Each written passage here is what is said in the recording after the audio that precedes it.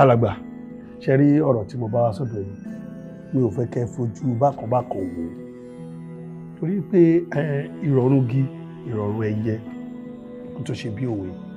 Ṣe rí gbogbo táìmù tí ẹ bá ń ṣe iṣẹ́ òru yín, ẹ máa ń yí kinní yẹn, ẹ ti máa yí sókè jù.